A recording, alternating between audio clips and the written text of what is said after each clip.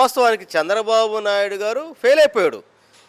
ప్రజలు చెప్పాలి మాది మంచి ప్రభుత్వం అని, మంచి ప్రభుత్వం జరుగుతుంది కొనసాగుతుందని. కానీ వాళ్ళు చెప్పుకునే అర్థం ఏంటంటే వాళ్ళు దాన్ని హైప్ క్రియేట్ చేస్తూ ఉన్నారు. వాస్తవానికి చంద్రబాబు నాయుడు గారు అబద్ధాలు చెప్పి ప్రజలను మోసం చేసి అధికారులకు వచ్చేటువంటి ఆయన ఏ హామీని అమలు పోకపోగా ఈరోజు ప్రజల్లో కనపడేటువంటి వ్యతిరేకత ఉంది. కాబట్టి ఆ వ్యతిరేకత సోషల్ మీడియా ప్లాట్ఫామ్ మీద ప్రజల మొత్తం కూడా గొంతెత్తి స్వచ్ఛందంగా మాడతారు. కాబట్టి మాట్లాడే అంశాలు లేవు.